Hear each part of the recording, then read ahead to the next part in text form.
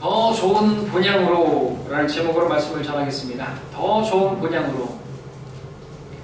자, 우리도 민족의 큰 명절 설날을 맞아서 많은 사람들이 고향으로 이동을 하였을 것이고, 오늘이 또 가장 많이 이동하는 날이라고 합니다. 설 명절, 고향으로의 민족의 대이동이 있는 날인데, 지금 코로나로 인해서 그 정도는 좀 덜 할지는 모르겠습니다. 자, 그런데 우리에게는 어떤 날이 있습니까?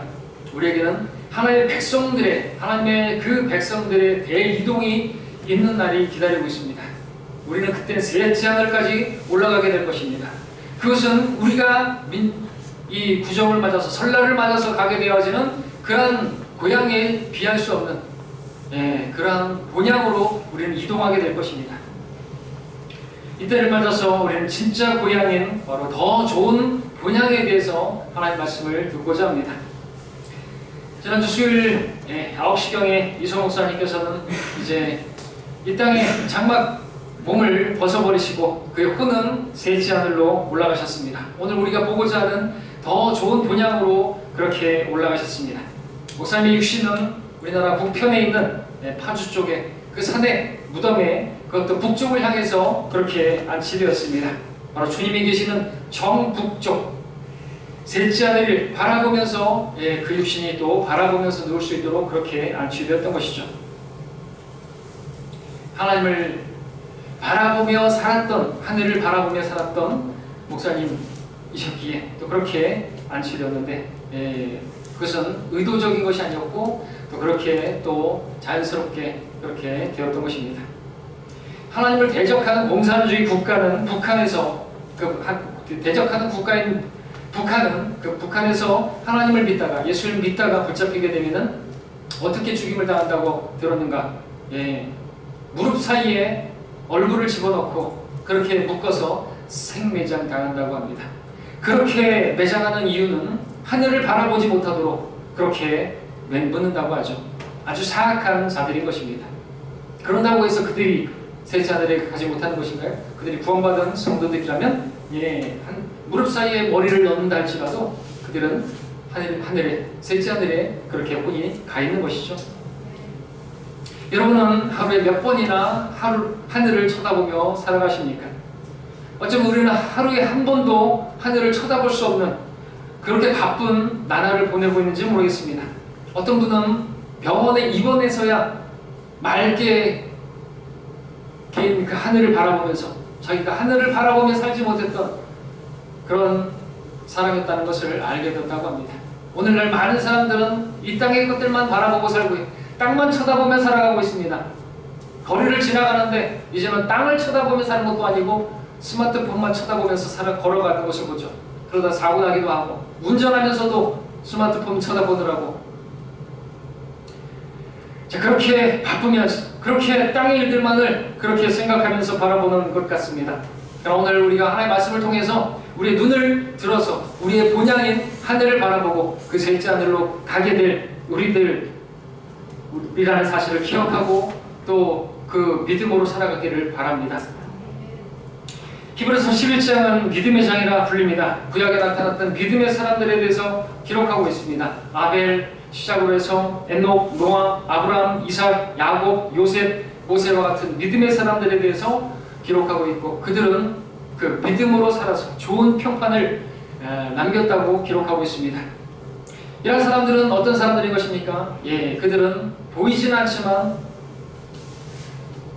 보는 것처럼 하나님을 그렇게 바라보며 살았던 것이죠. 하늘을 바라보면 하나님 보이지 않지만 저 너머에 바로 하나님께서 계심을 바라보고 믿음으로 살았던 사람들인 것입니다. 그들은 하나님만을 바라보고, 하나님을 바라봤다는 게 뭡니까? 하나님을 신뢰했다는 것이죠.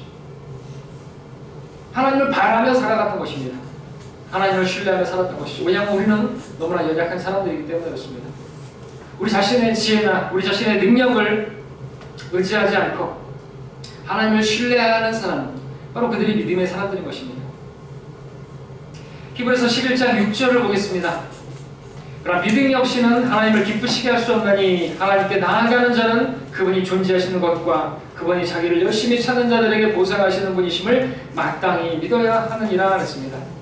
우리에게 마땅히 있어야 할, 아니 있는 믿음이겠죠. 우리는 그분의 존재를 믿습니다. 그분이 살아계심을 믿습니다. 근데 정말인가요? 성경에서 살아계신 하나님이라는 표현이 많이 나오는데 우리는 너무나 많은 모습을 보게 되면 하나님은 돌아가신 분이에요. 하나님 죽었어요. 그러니까 하나님께 기도하지 않죠. 하나님과 교제하지 않죠.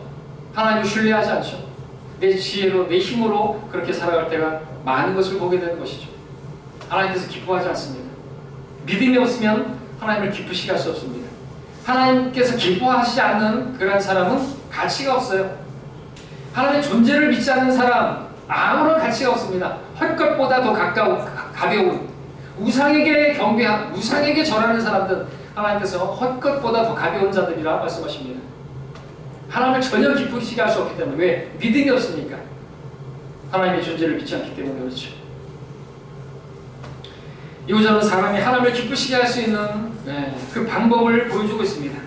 하나님께서 사람의 지혜나 능력이나 재능을 필요로 하지 않으십니다. 하나님께서 우리에게서 보시기를 원하시는 것은 바로 믿음인 것입니다. 사람의 지혜나 능력이나 힘이나 그 어떤 재능이나 그런 것들이 부족하다 할지라도 하나님께서 여러분들을 보시면서 기뻐하실 수 있는 그 비결은 여러분에게서 믿음을 발견할 때 기뻐하십니다. 그러나 사람이 다 있다 할지라도 모든 것을 갖췄다 할지라도 믿음이 없다면 결코 하나님께서 기뻐하지 않으시는 것이죠. 그런데 우리는 그 하나님을 기쁘시게 할 수 있는 믿음을 어떻게 가질 수 있다 성경 말씀하고 있습니까? 하나님 말씀을 통해서. 믿음은 들음에서, 들음은 하나님 말씀에 의해서니라 말씀하고 있습니다. 우리는 자주 말씀드리지만 변명할 수 없습니다. 나는 믿음이 잘 안 생긴다고, 나는 믿음이 적다고 변명할 수 없는 것입니다. 그것은 악한 것이죠. 하나님 말씀을 읽는데 게을렀기 때문에, 열심히 주를 찾지 않았기 때문에 믿음이 적은 것일 뿐이죠.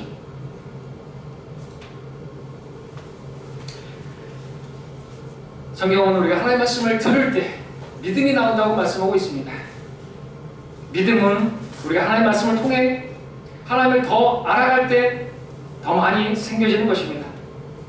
잘 알지 못하는 사람을 우리가 믿을 수가 있습니까? 그러나 만나면 만날수록, 교제하면 교제할수록 우리는 그 사람에 대해서도 그렇게 믿을 수가 있죠.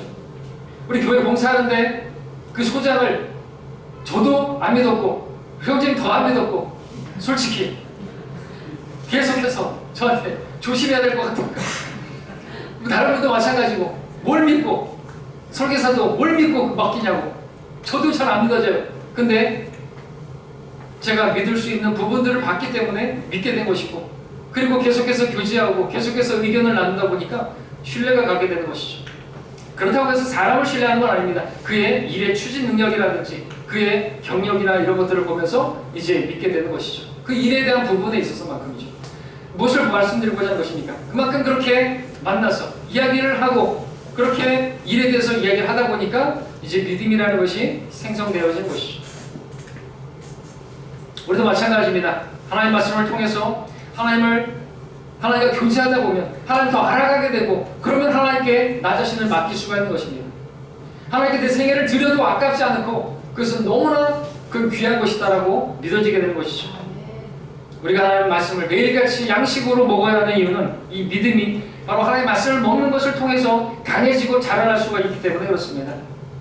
사람은 하나님 앞에 나아갈 때 그분이 존재하신다는 것 그리고 하나님의 열심을 찾으면 하나님께서 반드시 만나주시고 보상해 주신다는 사실을 믿어야 합니다. 하나님 존재하신다는 것은 그분께서 살아계시고 그분께서 나와 함께 하신다는 것을 우리에게 가르쳐 줍니다.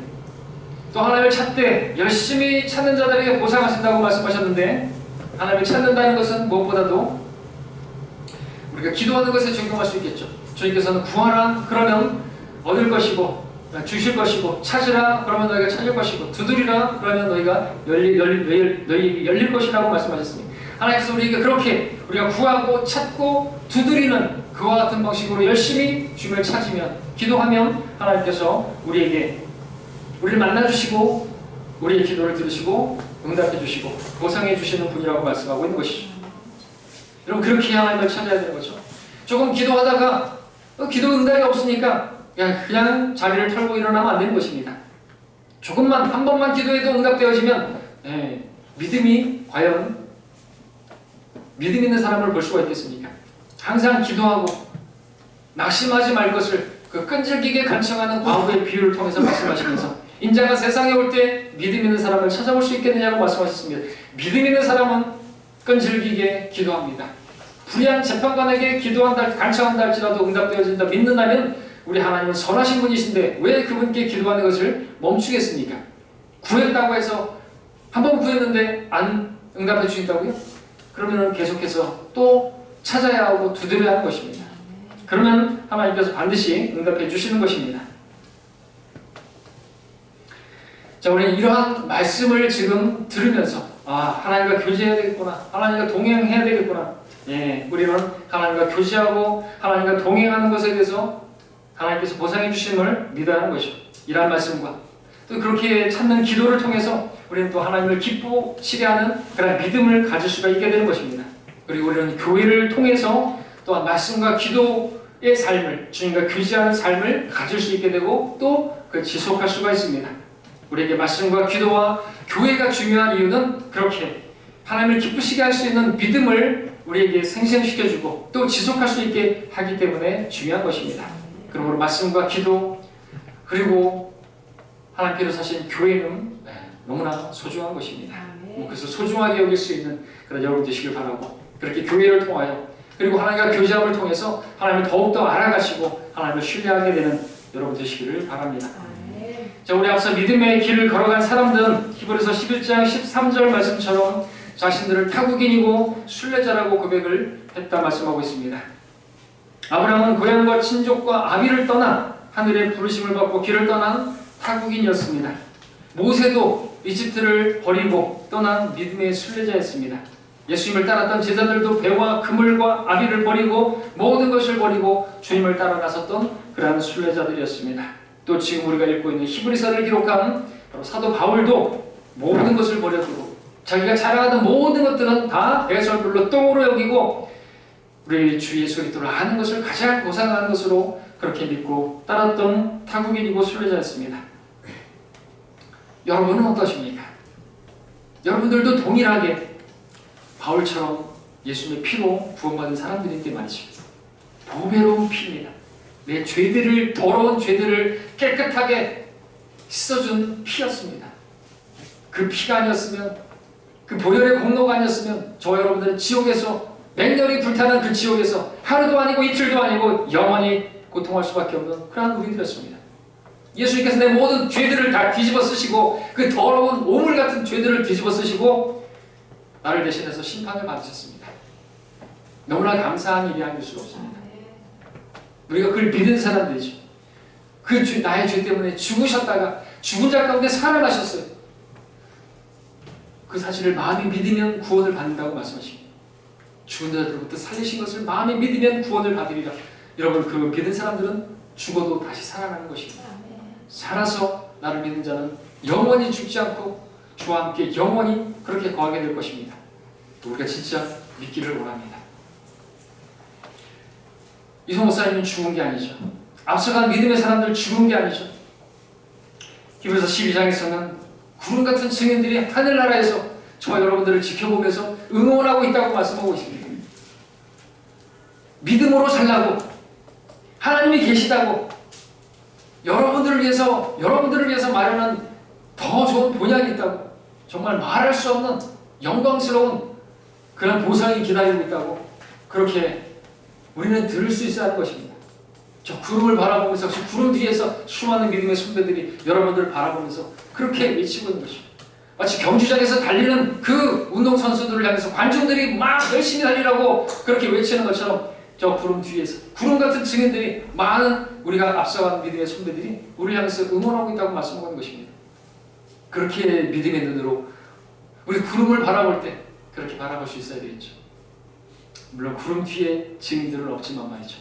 그러나 저 멀리 셋째 하늘에서 그렇게 우리를 바라보고 있습니다.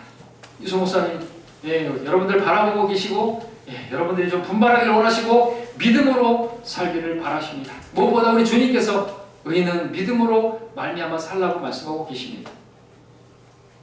믿음이 없으면 하나님을 기쁘시게 할 수 없기 때문에 그렇죠. 아무 일도 할 수 없기 때문에 그렇죠. 자, 우리는 이 세상에서 정착민이 아닙니다. 우리는 순례자들입니다. 성지 순례를 하는 사람들은 그 성지도 아니지만 거기를 딱 순례하면 다시 고국으로 돌아와야 되겠죠. 그처럼 우리도 이 땅에서 해야 할 일들이 있고 그들을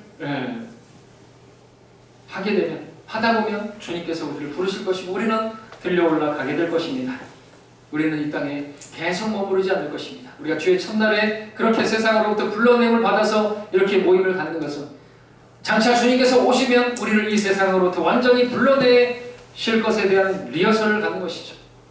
우리는 세상에 살고 있지만 이 세상에 속한 사람들이요, 이 세상에 정착하고 뿌리내리고 살 사람들이 아니라는 사실을 우리는 주의를 통해서 매주 모이는 모임을 통해서 계속해서 새롭게 인식하며 살아야 하는 것입니다. 11장 15절의 말씀을 보겠습니다. 만일 그들이 틸로 떠나온 고향을 생각하였더라면 되돌아갈 기회가 있었겠지만 이라고 말씀하고 있습니다. 사실입니다. 돌아오면 돌아가게 되죠. 롯의 아내처럼 돌아보면 안 되는 것입니다. 여러분들도 마찬가지죠. 쟁기를 잡고 뒤를 돌아보면 합당치 않은 것이죠. 하나님 나라에 합당치 않은 것입니다. 돌아보면 안 되는 것이죠. 세상 돌아볼 게 뭐 있습니까? 불타버릴 세상입니다. 마치 소돔과 고모라처럼 하늘에서 유황불이 내려와서 다 타버릴 거라고 성경은 말씀하고 있습니다. 여러분들이 지금 기대하고 있는, 여러분이 보고 있는 이 세상이 그리 오래 갈 것 같습니까? 미세먼지, 초미세먼지, 코로나, 앞으로 더한 오미크론, 무슨 델타 변이니 뭐냐 하면서 여러분 세상 살만한 곳이 못 된 것을 보게 되죠.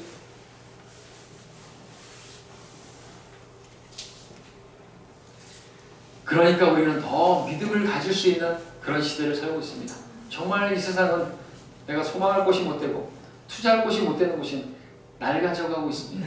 이 세상의 형체가 사라져가고 있다고 말하고 있습니다. 사람들은 자원이 고갈되어지고 또 지구 살리기 운동하기 위해서 플라스틱을 절제하자고, 플라스틱 사용을 절제하자고 하면서 배달의 민족은 엄청나게 많은 사람들이 시켜먹고 있죠. 그 쓰레기들이 다 어디로 갈 것 같습니까? 인간이 사는 곳엔 쓰레기들이 난무합니다. 사람이 지나간 곳엔 쓰레기가 남습니다.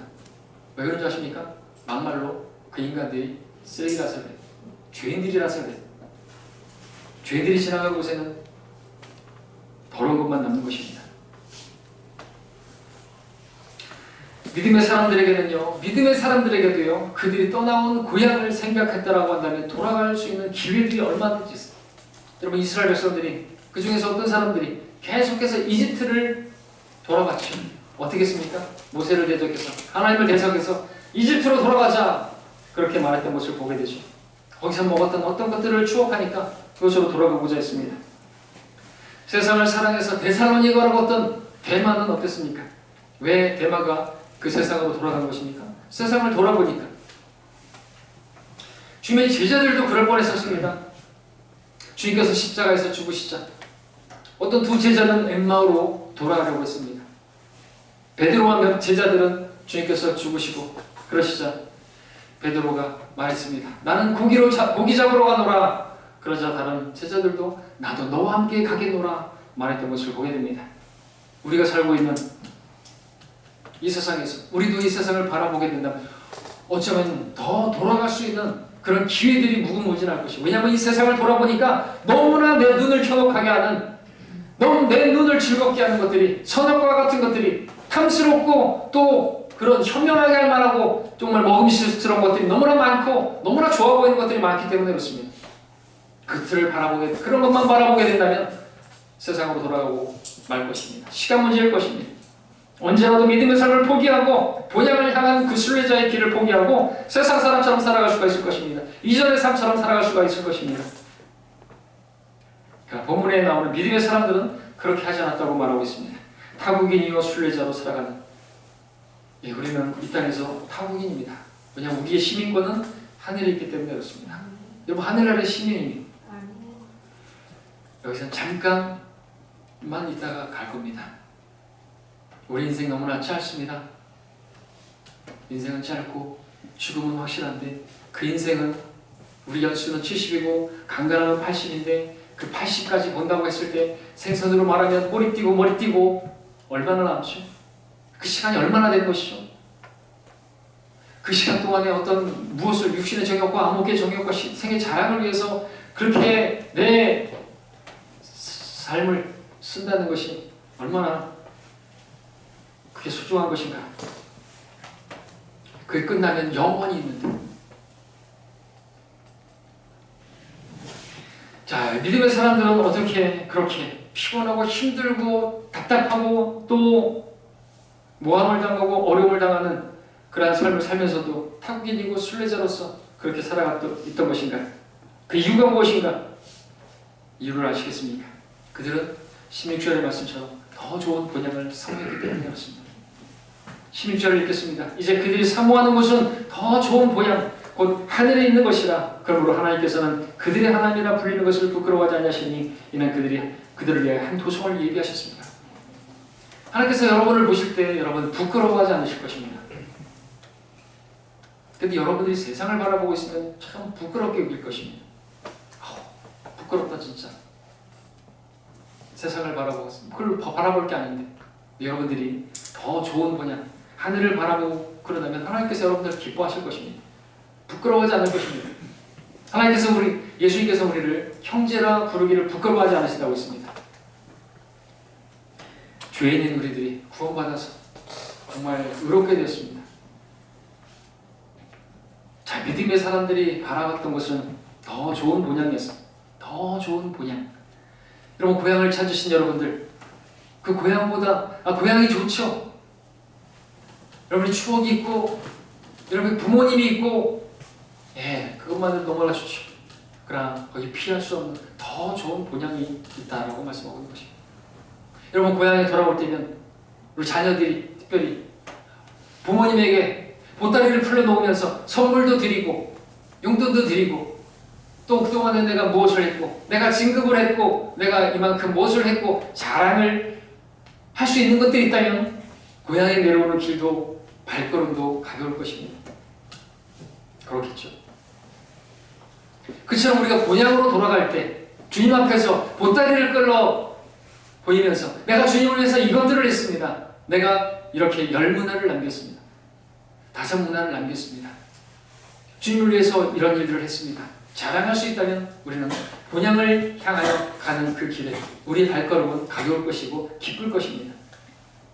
그러나 그런 것이 없다면 주님께서 나를 데리러 오실 우리가 본향으로 가게 될 그날이 가까울수록 우리는 그날이 좀 안 왔으면 명절을 싫어하는 사람들이 많이 있죠. 명절을 싫어하는 자녀들이 누군지 아시죠? 본향으로 가게 될 그날을 소망하지 않는 자녀들은 누구인가요? 자, 우리는 그날을 바라보며 살아야 하는 것입니다. 더 좋은 본향을 바라보며 살았던 사람들, 그래서 그들은 믿음으로 이 땅에서 타국인이고 순례자로 살았던 것입니다. 여러분 주님께서는 우리에게 더 좋은 것을 주시기를 원하시는 거예요. 가장 좋은 것을 주시기를 원하시는 분이십니다. 더 좋은 것을 위해서 덜 좋은 것을 포기하는 것은 어리석은 것이 아닙니다. 그것은 현명한 것이죠. 주님께서 우리에게 가장 좋은 것을 주시기를 원하시는 분입니다. 때문에 저와 여러분들이 가장 좋은 그것을 선택하기를 원하십니다. 굿이 아니라 베스트를 선택하기를 원하십니다. 근데 마귀는 어떻게 하는 줄 아십니까? 그 굿을 선택하기를 원하는 것이죠. 당장 눈에 보이는 그 좋은 것들을 가지라고 그렇게 속삭이는 것이죠. 그것을 선택하기를 바라는 것입니다. 그것도 좋아 보여요.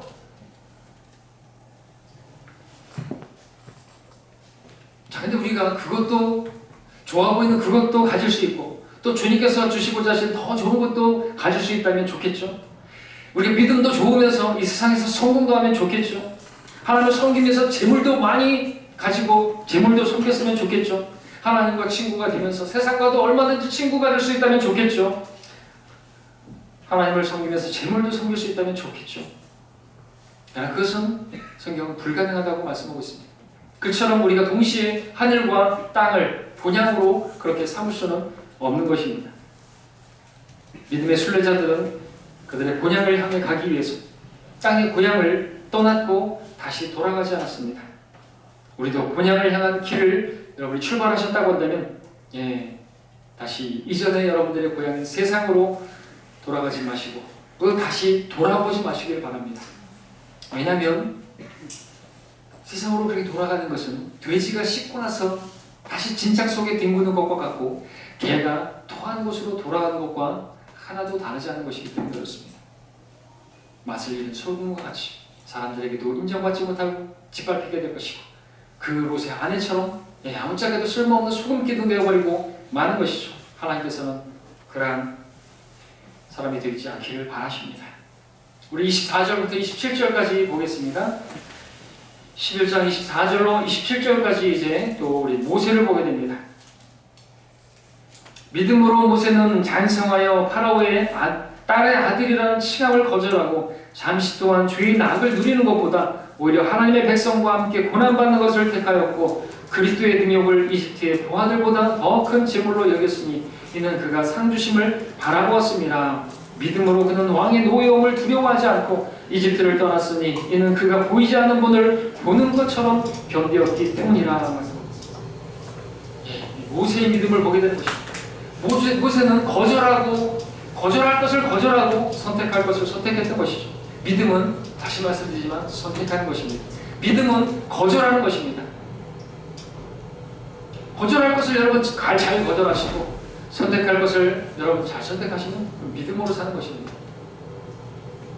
모세는 이집트를 거절했고 이스라엘을 선택했습니다. 하나님 백성을 선택했습니다.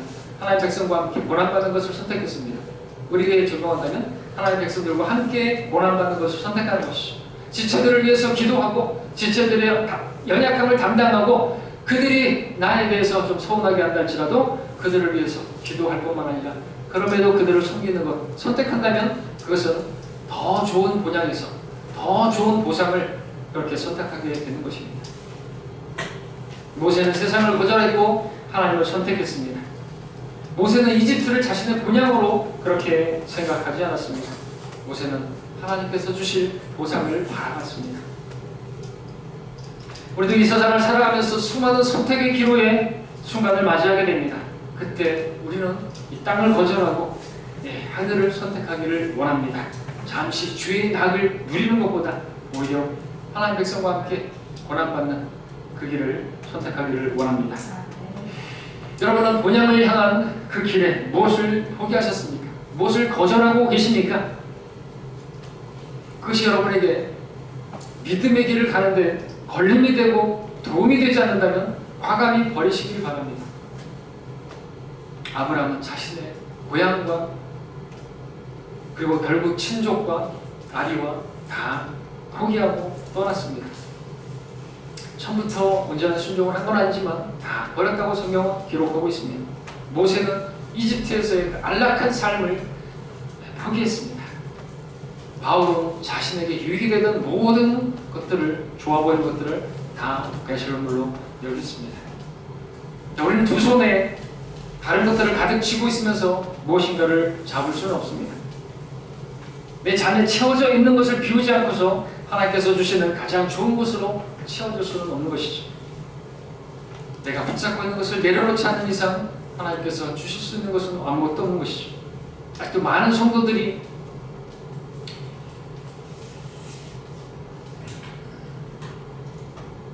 손만 겨우 들어가는 유리병 속에 들어있는 500원짜리를 붙들고 있습니다. 500원짜리를 붙들고 있고 그것을 꽉 쥐고 있으면 결코 그 유리병은 손이 빠지질 않습니다.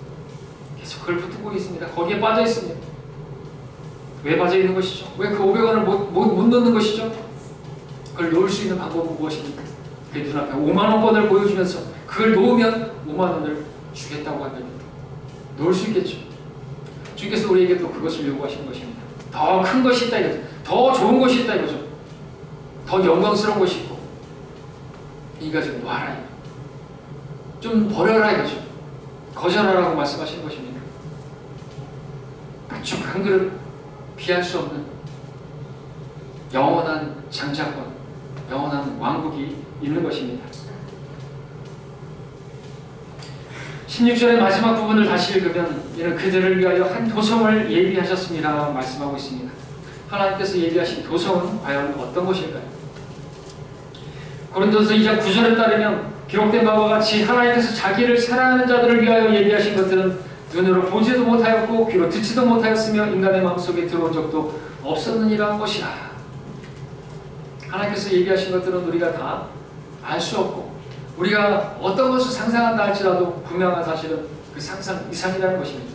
하나님께서 인간의 상상의 그 한계를 아시는 분이십니다. 하나님의 능력에는 한계가 없으십니다. 그래서 우리가 무엇을 상상하든 그 이상의 것을 우리는 보게 될 것입니다. 사람들이 흔히 그렇게 말을 할지 모르겠지만 그것들은 다 우리는 얼마든지 상상할 수 있어요. 사람들이 만들어 놓은 것을 보면서 당신들이 무엇을 상상하든지 그 이상을 보게 될 것입니다. 천만의 말씀이요. 인간의 상상력은 얼마나 큰데.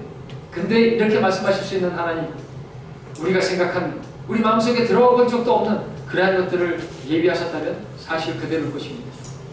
그걸 본다면 정말 눈이 휘둥그레지겠죠. 우리 눈이 무겁지 않겠죠. 지금처럼 우리 눈을 부릅뜨게 될 것이고 그 하늘을 바라보겠죠. 소망하게 되겠죠.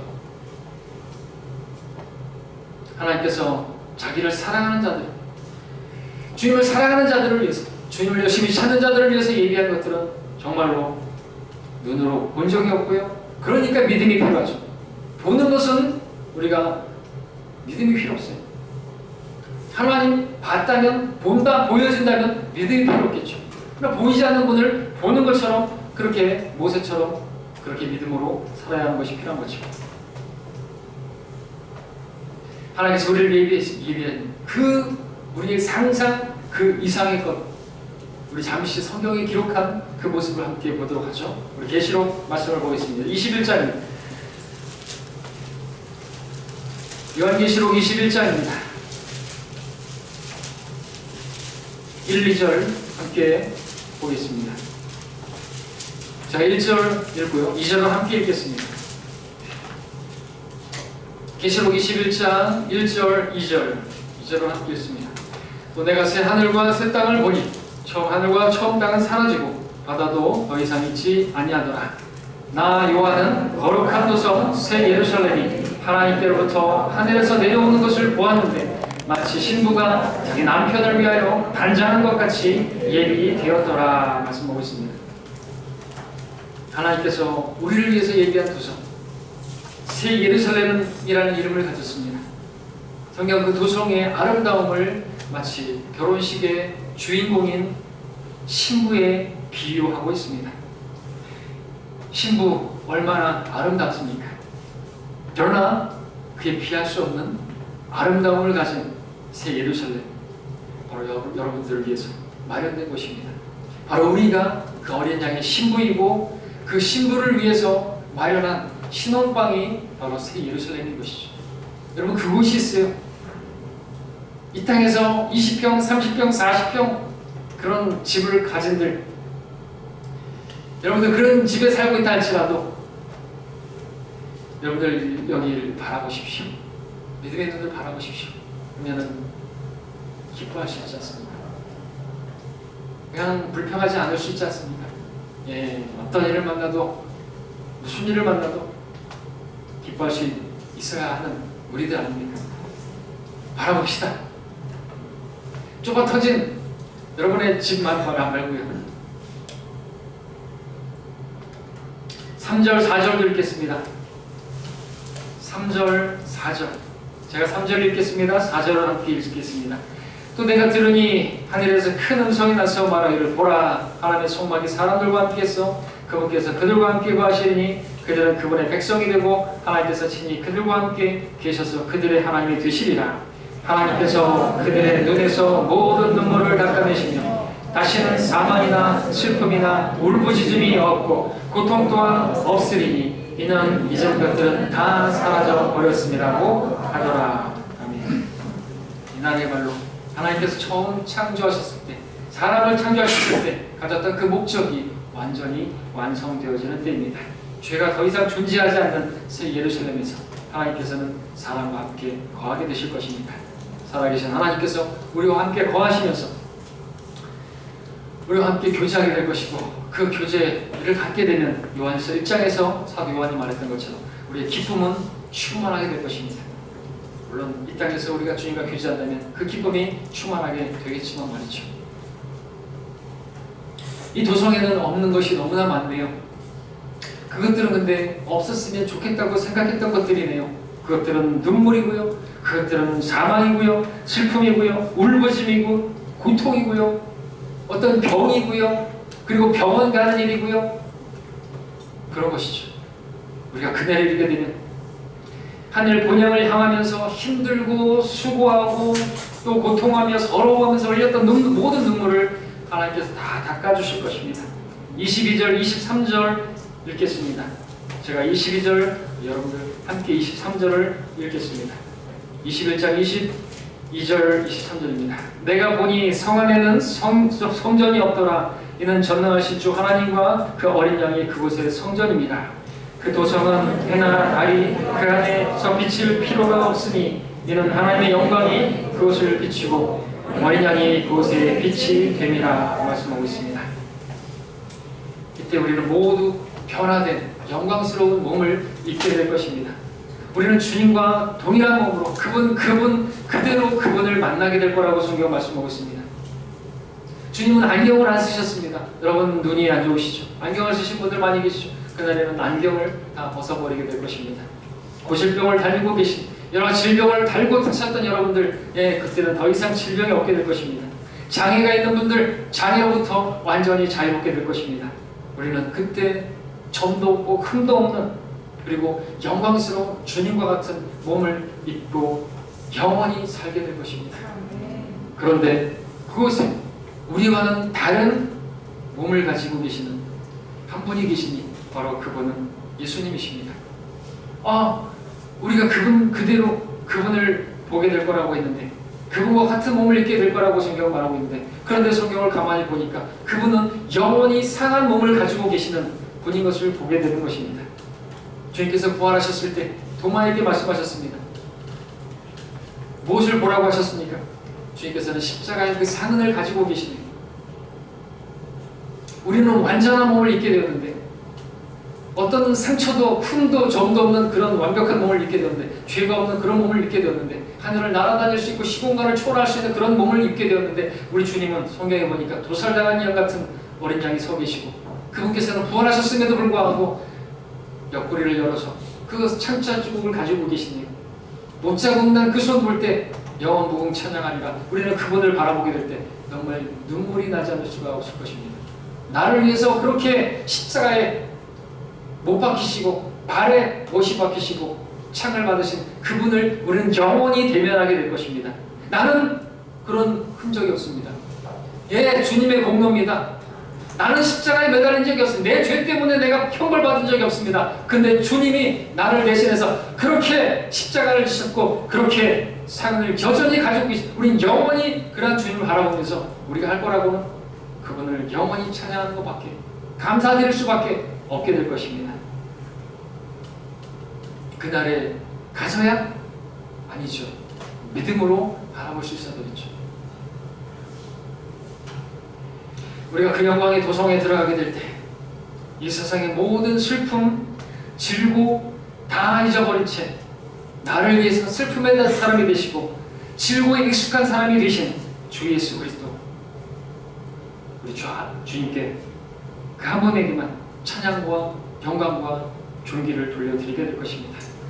우리 그분의 사랑을 영원히 기억하면서 그분만을 영원히 사랑하게 될 것입니다. 우리가 하늘 본향에 이르게 된다면 말이죠. 주님께서 바라시는 것은 이 땅에서도 그렇게 살기를 바라시는 것입니다. 보지 못했지만 보는 것처럼 그렇게 주님을 못자국난 손을 바라보고 참자국난 옆구리를 우리가 믿음의 눈으로 바라보면서 그렇게 주님을 섬기게 되기를 바라십니다. 말씀을 정리하겠습니다. 자, 우리는 이러한 하늘나라의 소망을 믿음으로 가지고 살아간다면 우리는 앞서간 믿음의 사람들처럼 우리도 살아갈 수가 있을 것입니다. 우리 함께 마지막으로 히브리서 12장 1, 2절을 보겠습니다. 앞서 말씀드렸던 믿음의 사람들, 지금 우리를 향해서 응원하고 있습니다. 12장 1절 그리고 2절은 함께 읽겠습니다. 그러므로 이처럼 많은 구름 같은 증인들이 또한 우리를 둘러싸고 있으니 우리 또한 모든 무거운 것과 쉽게 역사하는 죄를 벗어버리고 인내로 우리 앞에 놓인 경주를 하자. 그리고 우리의 믿음의 창시자요 완성자이신 예수를 바라보자. 그는 자기 앞에 놓인 즐거움을 위하여 십자가를 견디시고 수치를 개의치 아니하시더니 하나님 보좌 오른편에 앉으셨습니다. 자, 우리는 마치 계주의 마지막 주자와 같이 그렇게 믿음의 경주를 달리고 있습니다. 이제 곧 주님께서 오실 것입니다. 지체하지 않고 오실 것입니다. 주님께서는 내가 속히 오리라 말씀하셨습니다.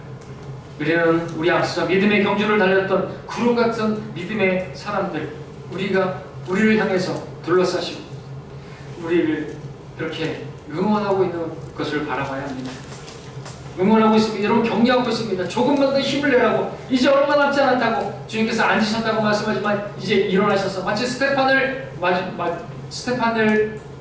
맞으려고 하는 게 아니라 내려오시려고 하셨다고 처럼 그렇게 우리를 데리러 오시려고 지금 일어서신 것으로 여러분들 보실 수 있기를 바랍니다.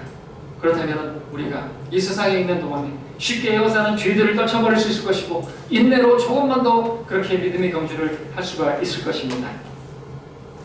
그럴 수 있는 것은 우리 믿음의 창시자의 완성자이신 주님께서 또한 그렇게 우리를 바라보고 계시고 우리가 그분을 바라본다면 그렇게 달릴 수가 있겠죠. 주님께서는 그렇게 잘 달리시고 그 십자가의 길을 걸으시고 영광의 자리에 앉으시겠습니다. 우리에게 그런 구원을 보여주셨습니다. 우리가 오늘 고난을 받는다면 영원한 영광이 우리에게 기다리고 있음을 보여주고 계십니다. 저희 바쁘고 복잡한 일상의 삶들을 잠시 뒤로 하시고 우리가 진정 가게 될 최종 목적지, 진짜 본향, 그곳에 여러분 마음을 두시고 그곳에 눈을 두시고 고정하시고 그렇게 믿음의 본향을 향한 순례자의 삶을 살아가지 않으시겠습니까? 그렇게 살아가길 바랍니다. 주님께서 곧 오십니다. 기도하겠습니다.